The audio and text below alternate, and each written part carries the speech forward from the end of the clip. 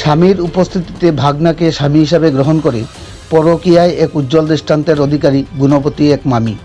ঘটনাটি ঘটে ঊনকোটি জেলার কৈলাসহর জলাই গ্রাম পঞ্চায়েত এলাকায়।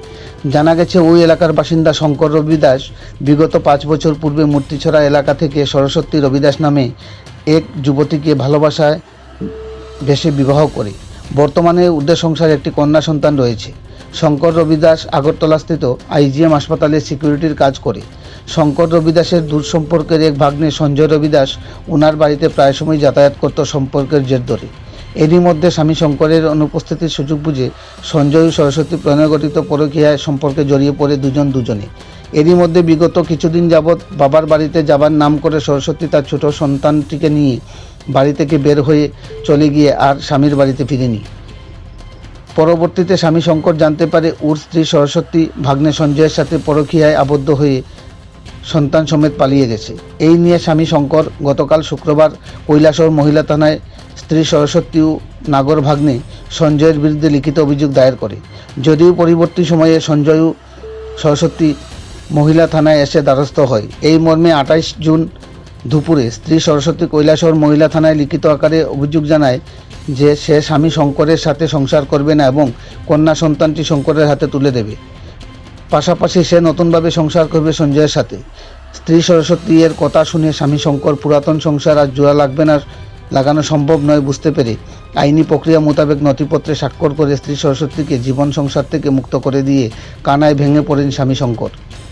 পরবর্তীতে অপরদিকে সরস্বতী পরকীয়া প্রেমিক নাগর সঞ্জয়কে ছাড়া বাঁচবে না বলেও জানান সহ নতুন করে সুখের সংসার পাতবে বলে মত প্রকাশ করেন।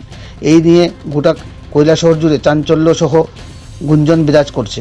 কৈলাসহর প্রতিনিধি রিপোর্ট, শ্যামলী ত্রিপুরা। নাম কি?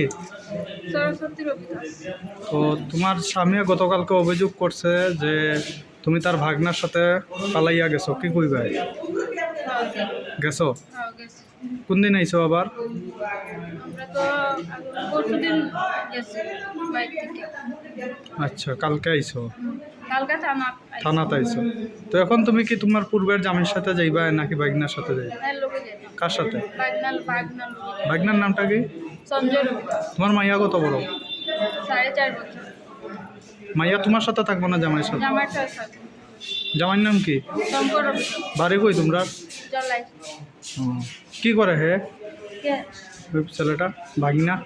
ভাগনা এখন কিছু করে না। কিছু? আগে আসলো বেঙ্গল।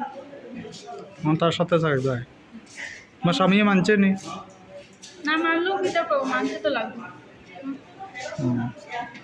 লিখিতভাবে দিছ? ঠিক আছে। তার লোকে যেহেতু আমার লোকে থাকতে চায় না, তাইলে অনেক চেষ্টা করছি, বলছি আজকাল চলো আমার লোকে, তবু যাইতে রাজি নাই।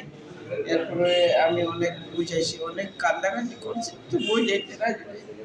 আমার মেয়ের মুখটা চাইছে তাতে। বুঝছি। তোমার নামটা কি? আমার নাম শঙ্কর রবিদাস। তার বাড়ির লোক একজনও আইসে না, আমার শ্বশুর বাড়ির লোক একজনও আইসে না এখন পর্যন্ত। দেখুন লেগে আমার এত বড় ঘটনা হয়েছে, তারা সবাই জানে। তার মা বাবা আসে না, ছেলের মা বাবা তারাও সবাই জানে এরকম করতে আসে। তবু একবারও আইসে দেখুন লেগে জিজ্ঞেস করছে আমারে। আজকে কি তোমার স্ত্রীরা তার কাছে দিয়া দিছ? আমি ওখান দিয়া দিছি, কি করবো, যাইতে রাজি নাই।